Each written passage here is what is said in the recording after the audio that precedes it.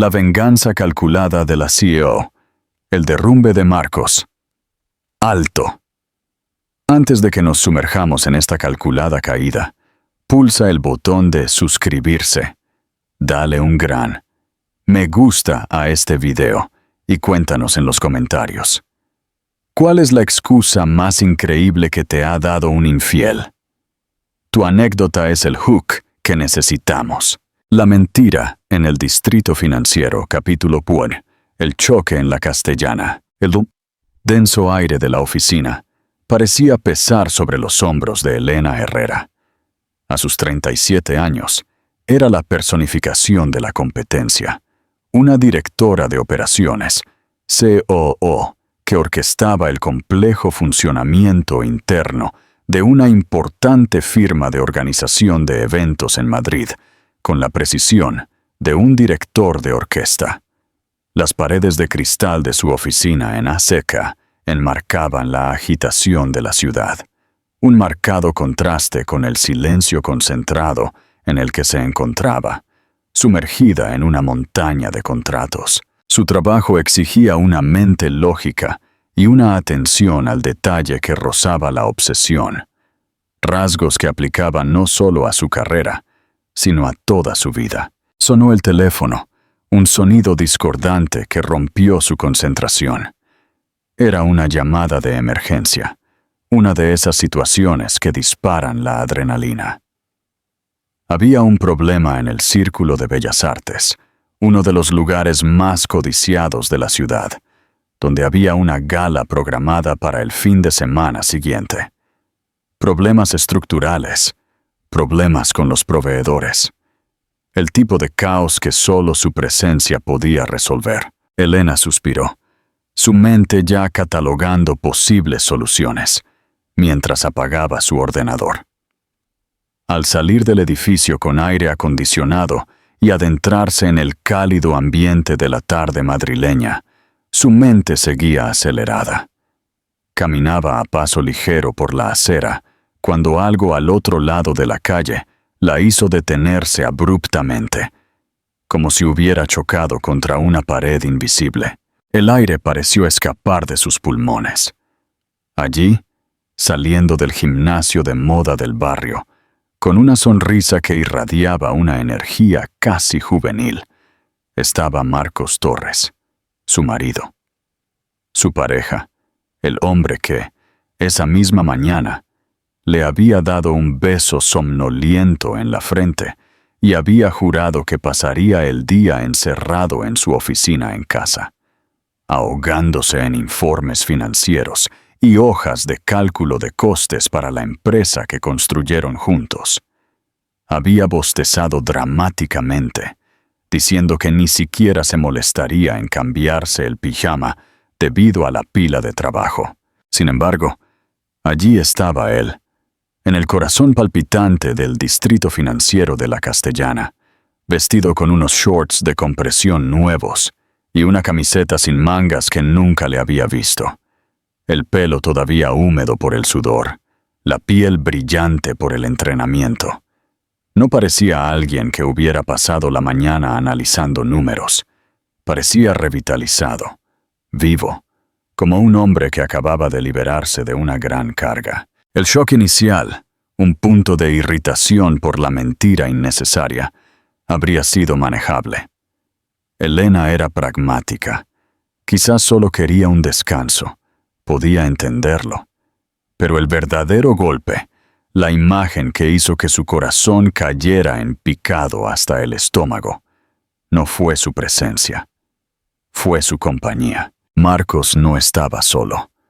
A su lado, caminando con la ligereza y gracia de alguien que tiene todo el mundo por delante, iba una joven. No podía tener más de 25 años. Su rostro estaba ruborizado, probablemente por el ejercicio, y una coleta alta, ligeramente desordenada, rebotaba con cada paso.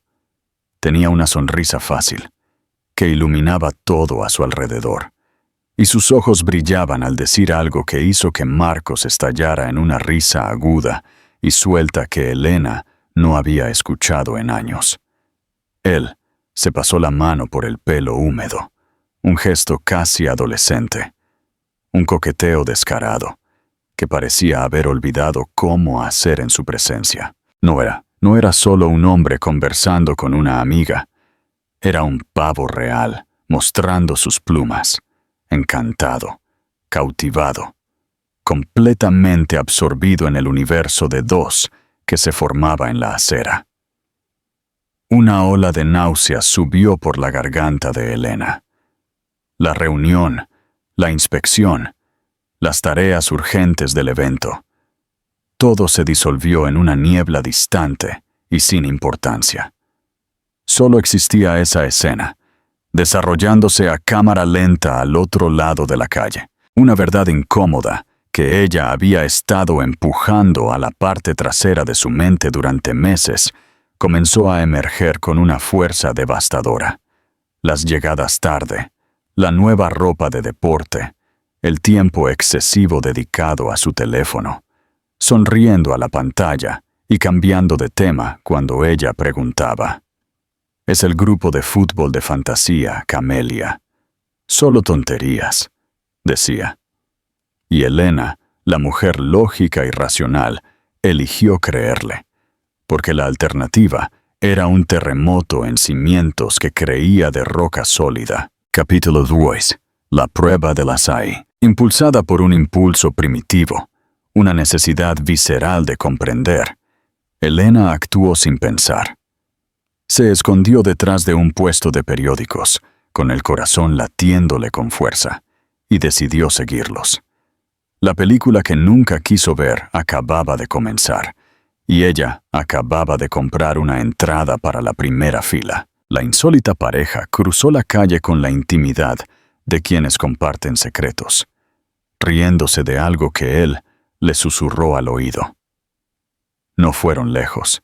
Entraron en una cafetería de moda, un lugar vibrante y colorido famoso por sus acai bowls, cargados de exóticos y calóricos toppings, un lugar que Marcos, con su repentino y nuevo enfoque en el fitness, debería evitar como la peste. Elena observó desde la sombría seguridad de una parada de autobús al otro lado de la calle cómo elegían una mesa en la esquina junto a la ventana.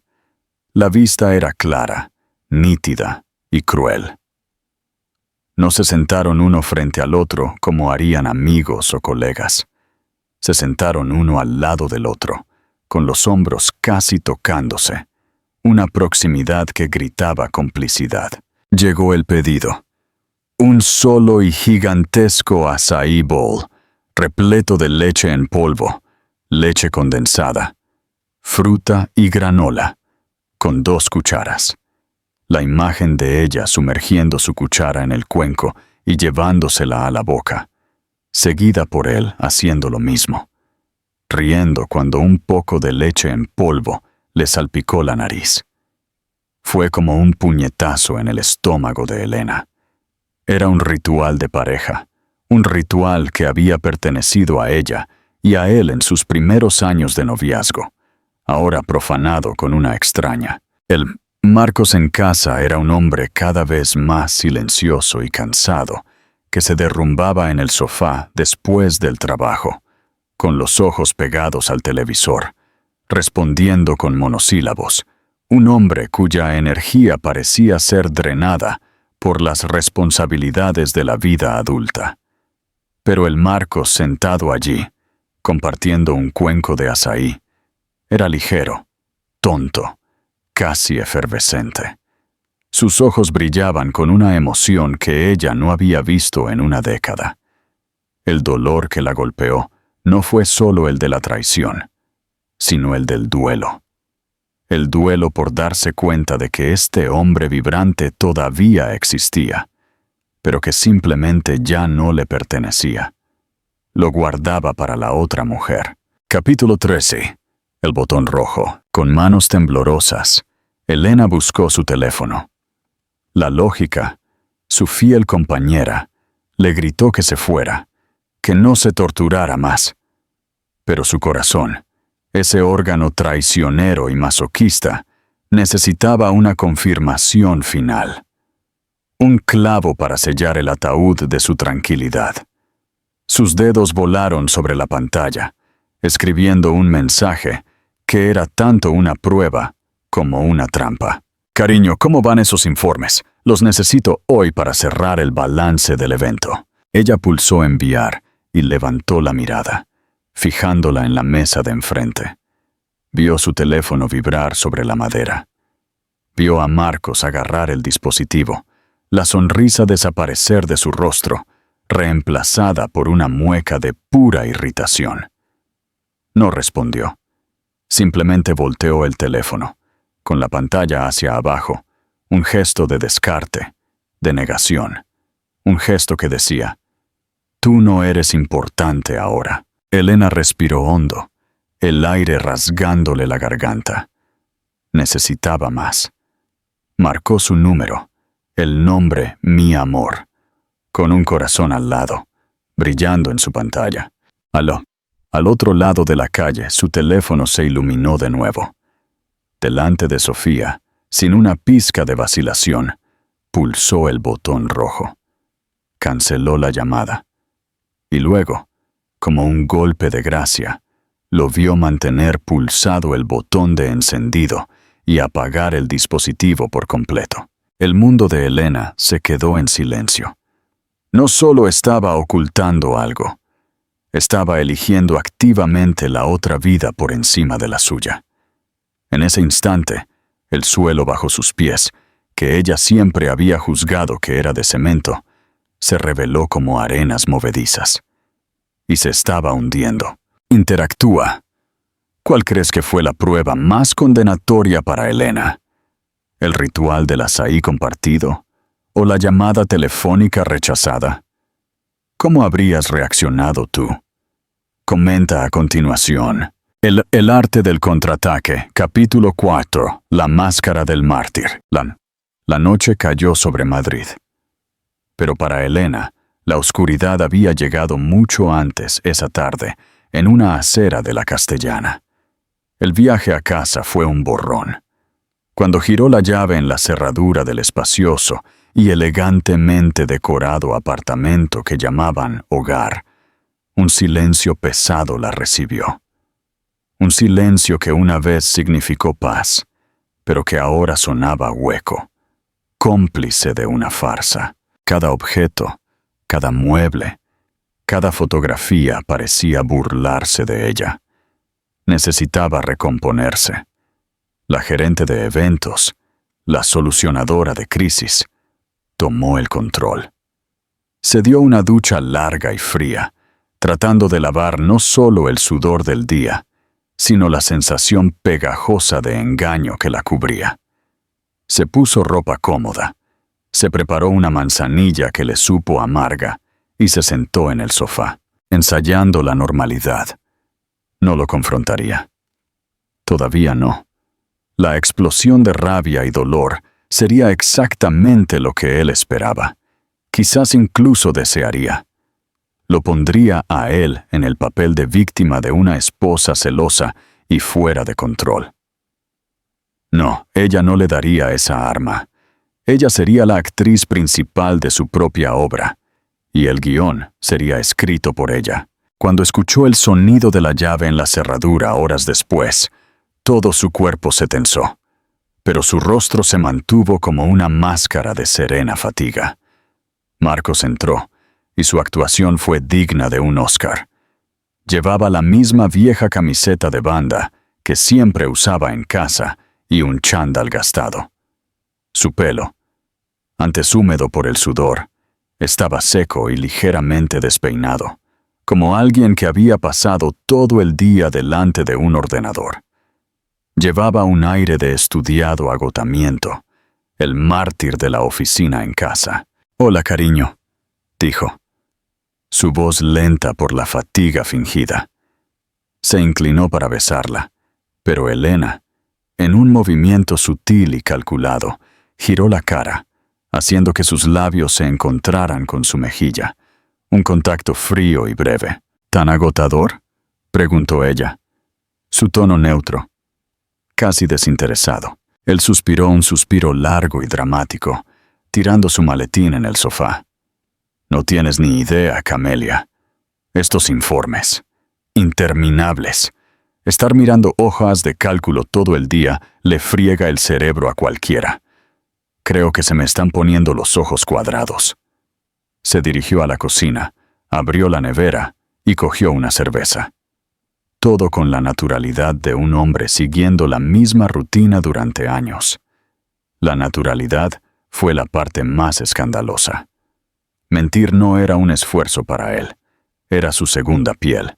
«Intenté llamarte antes», dijo ella, su voz sonando informal, como un comentario sin importancia. Necesitaba un dato para la reunión del museo. Él bebió un trago largo de cerveza antes de responder. Ganando tiempo. «Ah, sí, vi tu llamada. Lo siento, cariño. Se me agotó la batería del móvil justo entonces. Estaba tan inmerso en el trabajo que ni siquiera vi pasar el tiempo y olvidé enchufarlo. Solo lo vi cuando fui a encenderlo ahora mismo». La excusa era tan endeble, tan insultantemente simple, que Elena sintió una necesidad casi incontrolable de reír. La batería. La mentira más vieja y patética. Pero ella solo asintió. Él la abrazó por detrás, un gesto que solía reconfortarla, pero que ahora se sentía como el abrazo de una serpiente. Ella lo olió. No era el aroma familiar de su jabón, sino un perfume diferente, más dulce, mezclado con el olor a sudor. Azaí. Ese olor dulce y empalagoso estaba incrustado en su piel. La evidencia olfativa, la confirmación que ella no había pedido, pero que la golpeó con la fuerza de una bofetada. Se deslizó suavemente fuera de su abrazo. «Pidamos una pizza.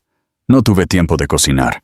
Mi día también fue agitado». Capítulo 20. El espía en casa. En los días que siguieron, Elena observó. Se convirtió en una espectadora silenciosa de su propia vida. Y lo que vio fue la construcción de una nueva persona. Marcos, que solía quejarse de la monotonía del gimnasio, ahora iba todos los días con entusiasmo contagioso. Compró nueva ropa de deporte, zapatillas coloridas, un reloj de moda que medía su ritmo cardíaco. Pasaba más tiempo frente al espejo, arreglándose el pelo, experimentando con nuevos productos. Se estaba rejuveneciendo, reinventándose. Pero no para ella. «Decidí que tengo que cuidarme mejor», respondió él, cuando Elena preguntó por su nueva dedicación con falsa admiración. «No más sedentarismo. Es bueno para la cabeza. Alivia el estrés del trabajo». La ironía era tan espesa que se podía cortar con un cuchillo. El estrés que necesitaba aliviar tenía un nombre, una edad y una sonrisa fácil. Ella fingió creer, alentó, elogió. Cada palabra de apoyo era una pieza de su alma que sentía romperse. Pero sabía que necesitaba mantener la fachada.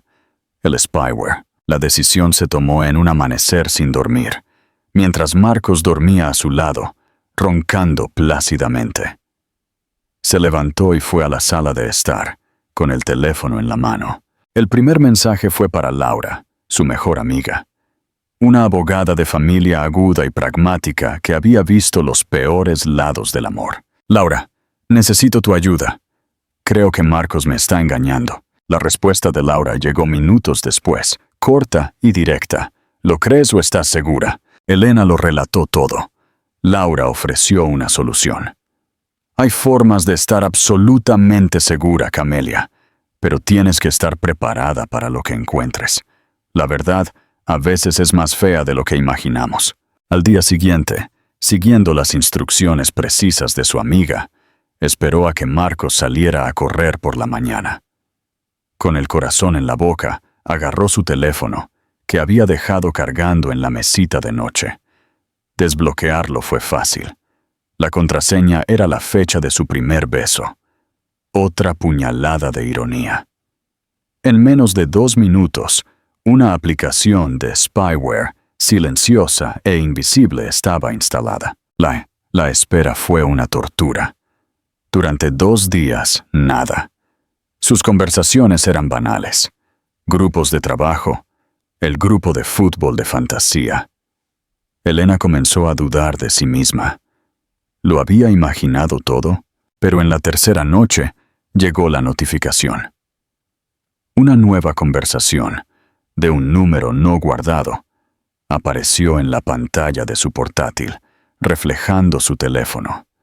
El nombre del contacto era solo Sofía, y lo que leyó a continuación hizo que el mundo dejara de girar. Las palabras de Marcos, en un tono apasionado y empalagosamente dulce que no reconoció, pintaron una realidad paralela, una ficción grotesca, donde ella era la villana secundaria. Sofía, mi estrella, no puedo esperar a verte de nuevo. Estoy contando los segundos. La rápida respuesta de Sofía. Yo también. Mi vida.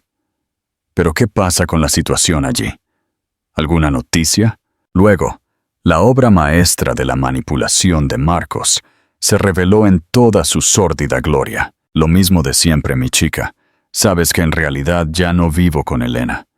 Nuestro matrimonio terminó hace mucho tiempo. Solo compartimos el mismo techo por pura conveniencia burocrática. Solo la apoyo porque tiene unos problemas de salud muy complicados. ¿Sabes cómo es? No puedo abandonarla así de golpe. Mi conciencia no me lo permite. Elena releyó el mensaje 1, 2, 3 veces. ¿Problemas de salud? Ella era la persona más sana que conocía. ¿Separados? Habían dormido en la misma cama la noche anterior. La farsa era tan elaborada, tan cruel. No solo estaba engañando, estaba reescribiendo su historia, convirtiéndola a ella en una esposa enferma y dependiente para justificar su villanía. Además, tenemos estas empresas juntos, y disolver esa sociedad es un infierno. Eso me ata a ella de una manera que no puedes imaginar. Pero nada de eso importa. Tú eres mi presente y mi futuro. Eres la luz que apareció para sacarme de esta oscuridad. Elena sintió que le ardían los ojos, pero las lágrimas no eran de tristeza, eran de furia. Una furia pura e incandescente que quemó el dolor y lo transformó en determinación glacial. Él había construido un castillo de mentiras, y ella, con sus propias manos, iba a demolerlo, ladrillo a ladrillo, hasta que no quedara nada más que la cruda y desnuda verdad. Opinión. ¿Qué clase de monstruo usa la enfermedad imaginaria de su esposa como excusa para ser infiel? ¿Cómo crees que Elena debería exponerlo al público y a Sofía sin parecer la esposa histérica y celosa? Comparte tu plan estratégico en los comentarios.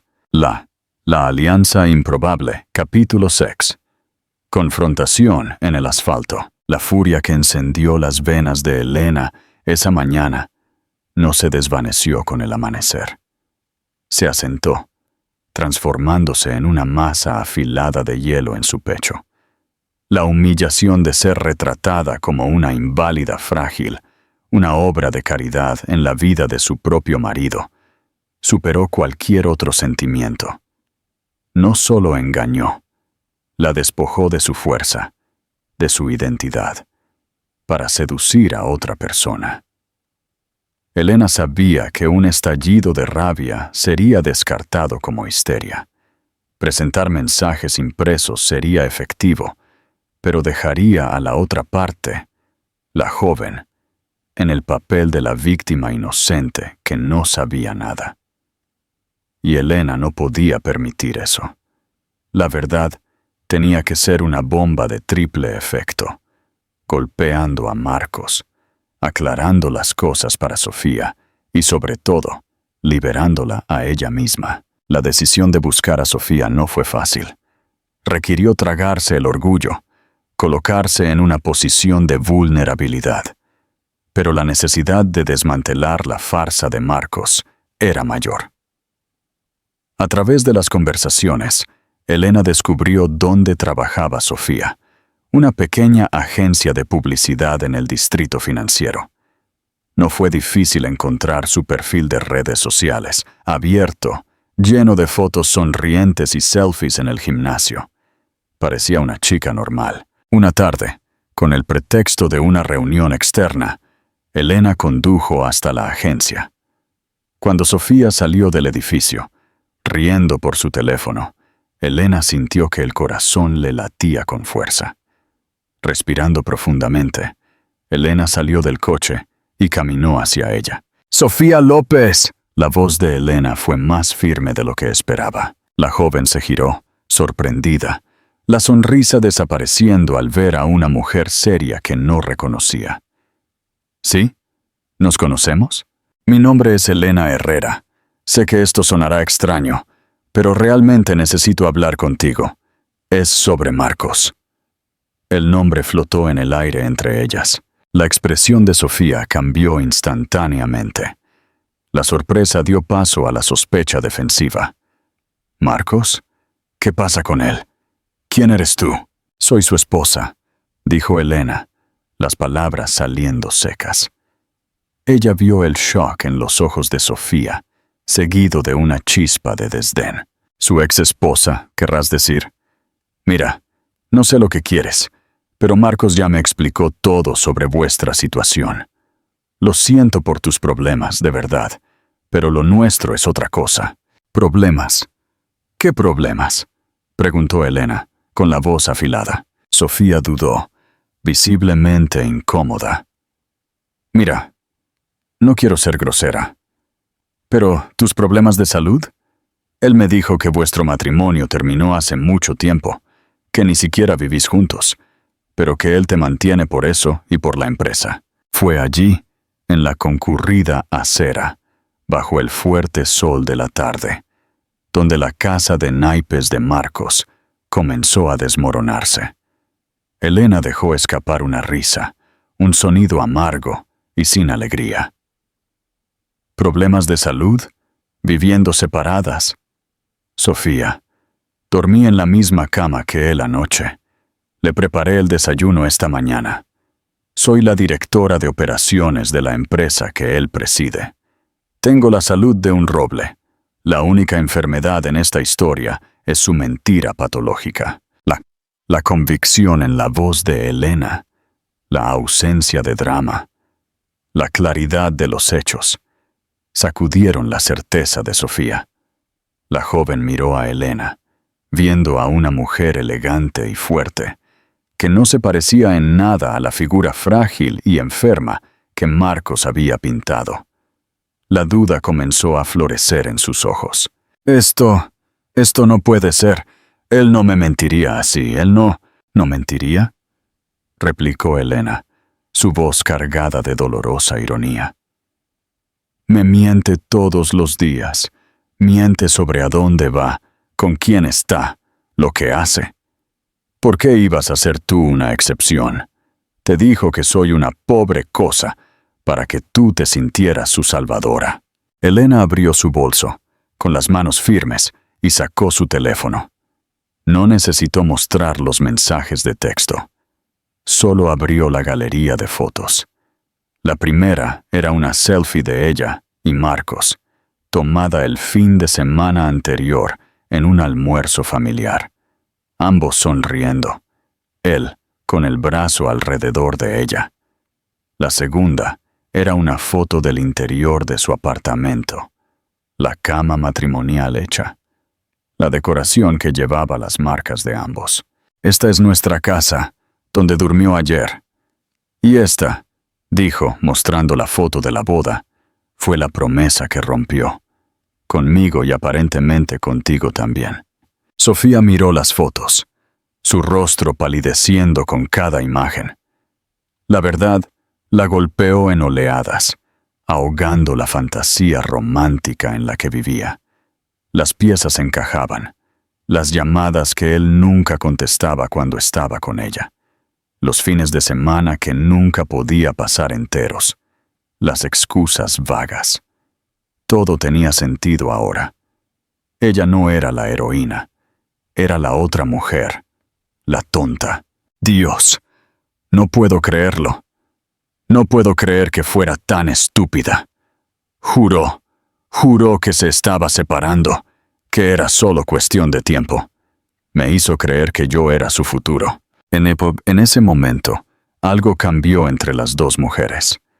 La rivalidad y la desconfianza dieron paso a una comprensión mutua y oscura. Ambas eran víctimas del mismo hombre, del mismo egoísmo manipulador. No fuiste estúpida, Sofía. Te mintió. Es un profesional, miente como respira. La culpa no es tuya, es suya. Sofía levantó la vista, el rostro manchado de rímel. ¿Y ahora qué hacemos? La pregunta no era una súplica de consejo, era un llamado a la acción. El dolor compartido había forjado una alianza improbable. Ahora, dijo Elena, su voz ganando nueva fuerza. Le mostraremos lo que sucede cuando dos mujeres que subestimó deciden escribir el final de la historia. Le gusta el teatro, ¿no? Pues le daremos una función que nunca olvidará. Capítulo 7. La caída del telón. El plan no fue concebido en un arrebato de rabia, sino construido con la precisión de un proyecto de ingeniería. Sería una obra de teatro, como Elena había previsto. Pero ahora con dos actrices principales y un guión impecable.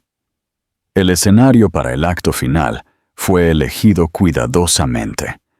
Un restaurante italiano de moda recién inaugurado en el distrito financiero, donde Marcos llevaría a Sofía para impresionarla. Era perfecto, público, sofisticado y, sobre todo, territorio neutral. Sofía, siguiendo instrucciones, fijó la fecha. Jueves a las 8 para celebrar nuestro primer mes juntos, sugirió dulcemente. Marcos aceptó de inmediato, exultante. La trampa estaba lista. Esa misma noche, él le anunció a Elena, con un fingido aire de arrepentimiento. Cariño, malas noticias. ¿Recuerdas ese grupo de inversores del sur? Pues están en la ciudad y programaron una cena de última hora el jueves. Cosas de negocios. Molesto, pero inevitable. Tendré que ir. Elena, que ya conocía la cena de negocios desde hacía días, solo suspiró. Qué pena, querido, pero está bien. El trabajo es el trabajo. Me pondré al día con algunas series. El alivio en su rostro fue tan palpable que casi sintió lástima por él. Casi. El jueves, Marcos se preparó. Una ducha larga, su mejor perfume y la camisa de lino que Elena le había regalado por su cumpleaños. No me esperes despierta, cariño. Esto va a alargarse, dijo, dándole a Elena un beso rápido en la frente. De acuerdo. Que tengas una buena cena de negocios, respondió ella. Mantuvo su voz firme. Elena no se vistió para competir. Se vistió para la victoria.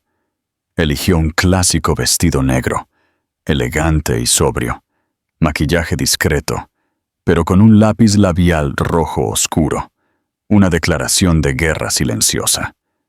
Se recogió el pelo en un moño bajo y severo. Ella era la jueza, a punto de leer la sentencia. Elena llegó al restaurante 15 minutos antes. Se sentó en una mesa estratégica, pidió una copa de vino tinto y esperó. Puntualmente a las 8, Sofía entró, luciendo deslumbrante, pero con una sonrisa nerviosa. Ya viene. Me acaba de enviar un mensaje diciendo que ha aparcado el coche, susurró Sofía, sentándose. Perfecto, respondió Elena, bebiendo su vino. Recuerda, Sofía, nada de gritos, nada de llorar. Nuestra fuerza está en nuestra calma. Tenemos el control. Entonces, él entró. Marcos cruzó la puerta del restaurante como una estrella de cine.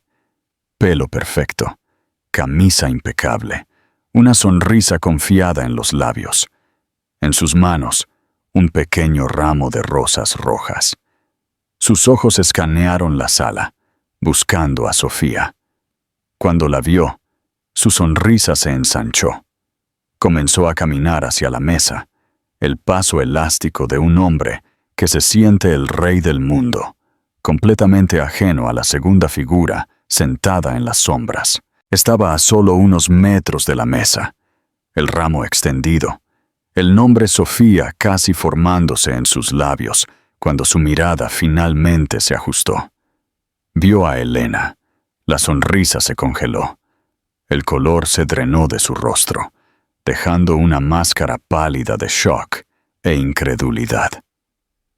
El ramo de rosas se deslizó de su mano paralizada y cayó al suelo con un golpe sordo, los pétalos esparciéndose por la alfombra como gotas de sangre. El tiempo pareció detenerse. Solo existía ese triángulo, congelado en un instante de pura y devastadora revelación. Elena. Sofía. ¿Qué es esto? Yo puedo explicarlo. La frase, el cliché universal del culpable, salió débil, un hilo patético de voz. Pero el guión de esa noche ya no le pertenecía. Sofía fue la primera en romper el hechizo. Su voz, antes dulce, ahora era afilada como un trozo de cristal. No, Marcos, no podrás explicar nada. Ella se inclinó hacia adelante, los ojos fijos en los de él, sin una sola lágrima. ¿Vas a explicar qué? ¿Que tu esposa no tiene una enfermedad terminal? ¿Que no estáis separados? ¿Que me mentiste todos los días desde que nos conocimos? ¿Que usaste mis sentimientos para sentirte joven y poderoso de nuevo? No, Marcos, no hay nada que explicar. Los otros comensales del restaurante comenzaron a notar la escena. El drama privado se había convertido en un espectáculo público. Marcos, desesperado, se giró hacia Elena, sus ojos implorando algún tipo de misericordia. Pero lo que encontró fue peor. Encontró calma. Elena lo miró no con el odio de una esposa traicionada, sino con la distancia de una jueza dictando sentencia. Convertiste nuestra vida, Marcos, nuestro matrimonio, nuestra empresa, en un teatro barato para alimentar tu ego, dijo, su voz clara y cortante, cada sílaba pesando una tonelada. Me convertiste en un personaje enfermo y frágil en tu pequeña historia. Bueno, aquí está tu escenario final. Las luces están todas sobre ti, y la función ha terminado. Ella hizo un sutil gesto con la mano, abarcando el restaurante. El silencio atónito. Las dos mujeres frente a él. Se acabó. La finalidad de esas dos palabras fue absoluta. En un movimiento sincronizado, ambas se pusieron de pie. Elena se ajustó su vestido negro, una figura de poder y autocontrol. Sofía, a su lado, parecía haber envejecido 10 años esa noche, pero en su postura había una fuerza nueva e inquebrantable. Simplemente le dieron la espalda y comenzaron a caminar hacia la salida. Marcos se quedó atrás, una estatua de humillación en medio del vestíbulo. Las flores caídas a sus pies, el perfume caro todavía flotando en el aire, la sonrisa congelada en una mueca de pánico. Estaba solo, abandonado por las dos mujeres a las que engañó, expuesto en su mediocridad. Esa noche, Elena no se fue derrotada, se fue libre. Y caminando a su lado iba otra mujer que, esa misma noche, también encontró su propia liberación. Predicciones. ¿Cuál crees que será la reacción inmediata de los medios de élite de Madrid cuando esta historia inevitablemente se filtre? ¿Y cómo utilizará Elena su puesto de COO para impulsar el divorcio y desmantelar el control de Marcos sobre su empresa? Comparte tus predicciones para el próximo capítulo. El golpe de estado corporativo, capítulo 6. El silencio de la ejecución. El silencio que recibió a Marcos Torres cuando finalmente se tambaleó en su apartamento de Madrid fue más pesado que cualquier grito, La humillación en el restaurante italiano había sido una ejecución pública, pero la quietud de su hogar era el ataúd. Había perdido la compostura, su poder y a sus dos mujeres en una noche catastrófica. Intentó llamar a Elena docenas de veces. Las llamadas fueron directamente al buzón de voz. Envió mensajes largos y desesperados, llenos de promesas rotas y súplicas de perdón. Camelia, me equivoqué. Fui un idiota, un imbécil. Te amo. Por favor, hablemos. Haré lo que sea. Los mensajes fueron leídos, pero quedaron sin respuesta. Su silencio era más elocuente y más doloroso que cualquier grito. En los días siguientes, se hundió en espiral. La empresa, antes un símbolo de su éxito, se convirtió en un recordatorio constante de su asociación perdida. Vio la oficina de Elena vacía. Ella no había regresado al trabajo y sintió un pánico existencial. La verdad era que, sin su mente lógica y sus habilidades organizativas, él era solo la mitad de un todo funcional. Él la había subestimado no solo como mujer, sino como la piedra angular de toda su vida. Capítulo 9. El jaque mate operacional. Elena, mientras tanto, no estaba descansando. Estaba trabajando.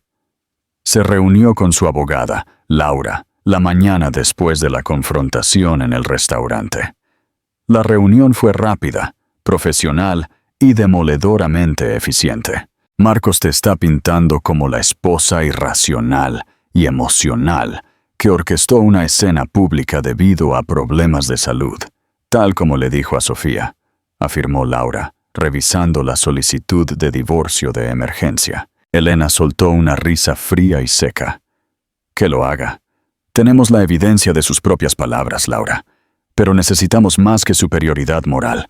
Necesitamos una separación limpia, quirúrgicamente financiera. Elena, la co de la empresa y socia que había construido el negocio con Marcos desde cero, sabía exactamente dónde radicaban las vulnerabilidades de la empresa. La estrategia, el bloqueo operacional. Elena usó su poder como COO y firmante en cuentas clave para iniciar una revisión operativa temporal, citando conflicto de gestión imprevisto. Esto congeló inmediatamente la mayoría del gasto no esencial y, fundamentalmente, todas las tarjetas de crédito corporativas, incluida la que Marcos usaba para sus extravagantes regalos y viajes. La lista de clientes. Su segundo movimiento fue contactar personalmente a los 3 clientes más grandes de la empresa, clientes que ella había asegurado y mantenido durante años. No reveló los detalles del divorcio, solo que se estaba alejando y formando su propia empresa.